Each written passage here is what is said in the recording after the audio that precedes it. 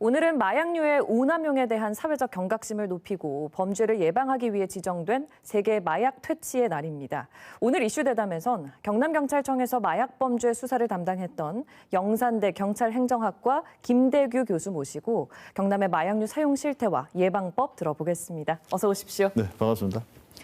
경남경찰청에서 마약 수사 통으로 유명하셨었잖아요. 좀 많이 잡았습니다. 지난해 퇴직하신 이후에 마약 예방 전도사로 활발하게 활동을 이어오고 계시다고요? 네, 제가 작년에 37년 정도 되는 경찰 생활을 마무리하고요. 현재 이제 벌써 1년 4개월 정도 지났습니다. 제게도 많은 변화가 있는데요. 지금 현재는 영산대학교 경찰행정학과와 대학원에 마약범죄 중독 심리학과라는 거기서 학생들을 대상으로요. 마약범죄에 대해서 지금 강의를 하고 있고요. 또 한편으로는 제가 창원에 한국마약예방교육연구소라는 연구소를 차려서 어떻게 하면 좀 효율적인 교육 방법에 대해 연구를 하고 있는 상황이고요. 지금 현재는 또 한국마약퇴치운동본부 경남지부에 예방 강사 및 재활 강사로 소속되어서 현재 예방 활동을 열심히 하고 있습니다. 현직에 계실 때보다 더 바쁜 시간을 보내고 계신 것 같네요. 좀 열심히 하고 있는 편입니다. 최근에 경남 지역 마약 관련 범죄가 증가하는 추세라고요? 어떻습니까? 작년에 경남 지역에서 검거된 마약 사범들이 한 1,460명 정도 되는데요. 이게 정부에서 이게 통계로 나온 이 수치에 이게 다라고 생각하면 큰 위험이 따릅니다. 이제 일부 전문가들 이야기가 마약 범죄가 대표적인 암수 범죄입니다. 암수 범죄면은 숨어 있는 범죄. 예를 들어 마약 사범들이 마약을 투약한 상태에서 이렇게 자기 자신을 노출시키지는 않거든요. 저희들이 일명 암수율이라 그러는데요. 최대 한 30에서 최소 30에서 최대 이렇게 100까지 보고 있습니다. 경남 지역에 작년에 검거된 인수가 한 1,500명으로 보고요. 최소한 2만에서 최대 한 15만까지는 추측할 수 있다는 그런 위험성이 따릅니다. 생각보다 더 많은 수치이네요. 맞습니다. 최근에 식약처가 5년간 하수 처리장을 역학 조사를 했더니 전국의 하수 처리장에서 불법 마약류 성분이 검출됐다고 하더라고요. 네, 이건 맞습니다. 구체적으로 어떤 이야기를 담고 있는 건가요? 먼저 하수 역학 조사에 대해서 마셔야 되는데요. 식약처에서 매년 조사를 합니다. 경남 전체를 보더라도 전국 평균을 항상 웃돌고 있다는 그런 결과가 나오는데요. 제가 봐서는 경남 지역 중에서도 특히 진주 지역이 많았던 이유가 지금 현재 우리나라에서 제일 많이 남용되는 마약류가 필로폰입니다. 네. 일명 히로폰으로 알려진 메타암페타민이거든요. 이게 검출량이 높게 나온 부분이 특히 진주 지역에는 외국인 근로자들이 많이 있습니다.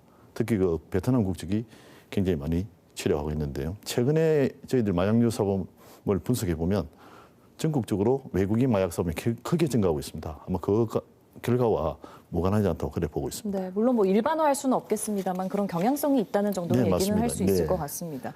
더 큰 문제는 마약류 범죄의 연령대가 점점 더 낮아지고 있다는 점이에요.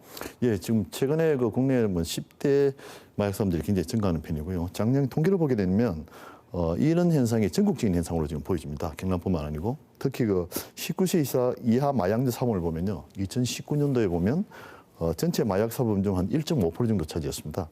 그런데 지난해에는 5.4%로 이렇게 굉장히 늘어나게 됩니다. 그런데 특히 주목해야 될 게 뭐가 있냐면 10대에서 30대까지 청년층의 이 마약 사범들이 굉장히 증가하고 있다. 통계를 보게 되면요, 전체 마약류 사범의 한 60%를 차지하는 비중을 차지하고 있다는 거죠. 그렇군요. 그래서 지금 현재 청년층이 이렇게 늘어나는 이유는 아무래도 텔레그램 같은 SNS라든지 비트코인 같은 가상자산이 결합되면서 이렇게 폭발적으로 증가하는 그런 현상이 있고요. 최근에는 또 특이한 현상이 전자담배 행태와 액상 행태로 피우는 합성대마라고 있습니다. 신종마약인데 이게 굉장히 청년들 사이로 확산되고 있기 때문에 그에 대한 대책이 많이 필요하다고 봅니다. 참 위험한 상황입니다. 근데 한편으로는 청소년 마약 범죄의 경우에는 특히나 단속만이 능사는 아니라는 생각이 또 들어요. 어떻게 생각하십니까? 제가 마약 범죄 수사를 한 10년 정도 했거든요. 네. 그 안에 제가 근거한 마약 사범이 한 1,000명 정도 넘습니다. 그중에 10대들이 제가 한 120명 정도 됩니다. 제 개인적인 통계를 보더라도 한 12% 정도가 되는데요.